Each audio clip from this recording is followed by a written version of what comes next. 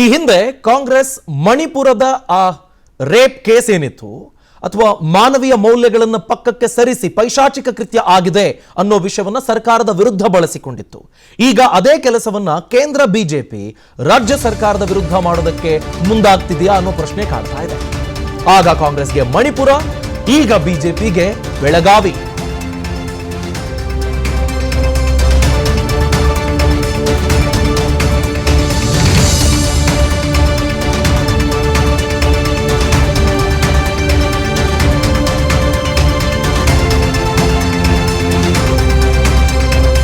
ಐವರು ಸದಸ್ಯರನ್ನ ಒಳಗೊಂಡ ಬಿಜೆಪಿಯ ಸತ್ಯ ಶೋಧನಾ ಸಮಿತಿ ಆಗಮಿಸಿದೆ. ಸಂಸದರಾದ ಅಪರಾಜಿತಾ ಸಾರಂಗಿ, ಸುನಿತಾ ದುಗ್ಗಲ್, ರಾಷ್ಟ್ರೀಯ ಕಾರ್ಯದರ್ಶಿ ಆಶಾ ಲಕ್ರಾ, ಲಾಕೆಟ್ ಚಟರ್ಜಿ, ರಂಜಿತಾ ಕೋಲಿ ಇವರನ್ನೊಳಗೊಂಡ ತಂಡ ವಂಟಮೂರಿ ಗ್ರಾಮದಲ್ಲಿ ಮಹಿಳೆಯನ್ನ ವಿವಸ್ತ್ರಗೊಳಿಸಿ ಹಲ್ಲೆ ನಡೆಸಿದ ಪ್ರಕರಣಕ್ಕೆ ಸಂಬಂಧಪಟ್ಟ ಹಾಗೆ ಸತ್ಯ ಶೋಧನೆಗೆ ಆಗಮಿಸಿದ ಟೀಮ್. ಮಹಿಳೆ ಮೇಲೆ ಹಲ್ಲೆ ಮಾಡಿದ ಗ್ರಾಮಕ್ಕೂ ಬಿಜೆಪಿಯ ಟೀಮ್ ಭೇಟಿ ಕೊಡಲಿದೆ. ಯಾರ್ಯಾರಿರ್ತಾರೆ ಈ ಟೀಮಲ್ಲಿ? ಬಿಜೆಪಿ ರಾಷ್ಟ್ರೀಯ ಕಾರ್ಯದರ್ಶಿ ಆಶಾ ಲಕ್ರಾ, ಸಂಸದರಾದ ಅಪರಾಜಿತಾ ಸಾರಂಗಿ, ಸುನಿತಾ ದುಗ್ಗಲ್, ಲಾಕೆಟ್ ಚಟರ್ಜಿ, ರಂಜಿತಾ ಕೋಲಿ ಇವರುಗಳು ಆಗಮಿಸಿದ್ದಾರೆ. ಬೆಳಗಾವಿಗೆ ಬಿಜೆಪಿ ಸತ್ಯ ಶೋಧನಾ ತಂಡ ಕೇಂದ್ರದಿಂದ ಆಗಮಿಸಿರೋದು. ಪ್ರಕರಣದ ಹಿನ್ನೆಲೆ ಏನು? ಆ ಸಂದರ್ಭ ಪೊಲೀಸರಿಗೆ ಮಾಹಿತಿ ಹೋಗಿತ್ತಾ?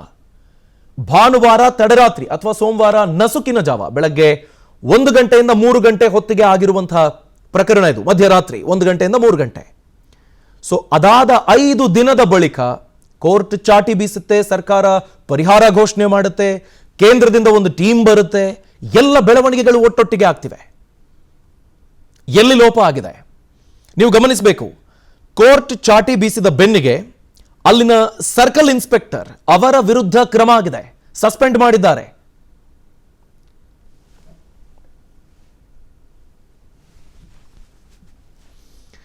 ಈ ಬಗ್ಗೆ ಡೀಟೇಲ್ಸ್ ಪಡ್ಕೊಳ್ಳೋಣ. ನಮ್ಮ ಪ್ರತಿನಿಧಿ ಮಂಜುನಾಥ್ ಹುಡೇದ್ ನೇರ ಸಂಪರ್ಕದಲ್ಲಿ ಜಾಯಿನ್ ಆಗ್ತಿದ್ದಾರೆ.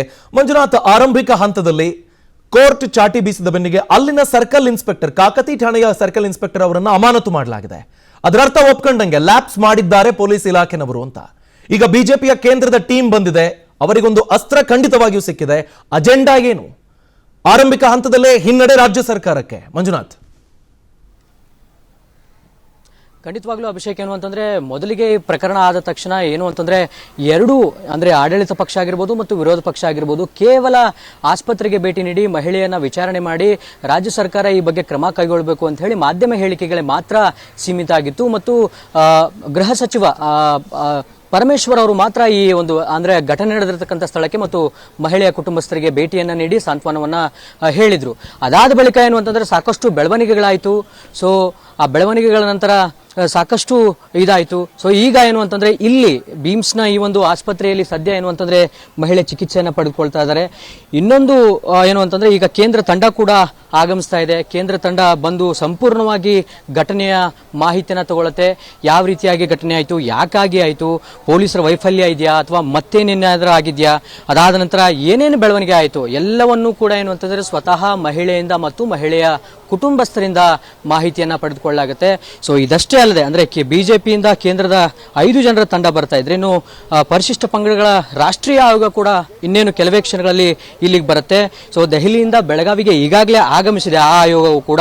ಆಯೋಗದಲ್ಲಿ ಉಪನಿರ್ದೇಶಕ RK ದುಬೆ ಅವರು ಇರ್ತಾರೆ, ಹಿರಿಯ ತನಿಖಾಧಿಕಾರಿ ಶ್ರೀಮತಿ ಅಮೃತಾ ಸೋಲಂಕಿ ಇರ್ತಾರೆ, ವಿಶೇಷ ತನಿಖಾಧಿಕಾರಿಯಾಗಿ ರಾಧಾಕಾಂತ್ ತ್ರಿಪಾಠಿ ಅವರು ಕೂಡ ಬರ್ತಾ ಇದ್ದಾರೆ. ಸೊ ಎರಡೆರಡು ತಂಡ. ಸೊ ಒಂದು ಘಟನೆ ನಡೆದು 1 ವಾರ ಆದ್ರೂ ಕೂಡ ಎಲ್ಲಿಯೂ ಕೂಡ ಏನು ಅಂತಂದ್ರೆ ಈ ಪ್ರಕರಣ ಹೆಚ್ಚು ಇದಾಗ್ಲಿಲ್ಲ, ಬೆಳಕಿಗೆ ಬರಲಿಲ್ಲ. ಆದ್ರೆ ಈ ಬೆಳಗಾವಿಗೆ ಮಾತ್ರ ಸೀಮಿತ ಆಗಿತ್ತು. ಇದಾದ ಬಳಿಕ ಏನು ಅಂತಂದ್ರೆ ಕೋರ್ಟ್ ಯಾವಾಗ ಚಾಟಿಯನ್ನ ಬೀಸುತ್ತೋ ಬಿಜೆಪಿ ರಾಷ್ಟ್ರೀಯ ಅಧ್ಯಕ್ಷರು ಎಚ್ಚೆತ್ತುಕೊಳ್ತಾರೆ, ಒಂದು ಟೀಮ್ ಅನ್ನ ರಚನೆ ಮಾಡ್ತಾರೆ, ನೀವು ಹೋಗಿ ಅದನ್ನ ಸ್ಟಡಿ ಮಾಡಿ ಏನಾಗಿದೆ ಅಂತ ಹೇಳಿ ನಮಗೆ ರಿಪೋರ್ಟ್ ಕೊಡಿ ಅಂತ ಹೇಳ್ತಾರೆ. ಸೊ ಅದಾದ ಬಳಿಕ ರಾಜ್ಯದಲ್ಲೂ ಕೂಡ ಬೆಳವಣಿಗೆ ಆಗುತ್ತೆ. ಸೊ ನಿನ್ನೆ ವಿರೋಧ ಪಕ್ಷದ ನಾಯಕರಾಗಿರ್ಬೋದು ಮತ್ತು ಬಿಜೆಪಿಯ ರಾಜ್ಯಾಧ್ಯಕ್ಷರಾಗಿರ್ಬೋದು ಇವತ್ತು ಏನು ಅಂತಂದ್ರೆ ಎಲ್ಲಾ ಜಿಲ್ಲಾ ಕೇಂದ್ರಗಳಲ್ಲೂ ಕೂಡ ಪ್ರತಿಭಟಿಸೋಕೆ ರೆಡಿಯಾಗಿದ್ದಾರೆ.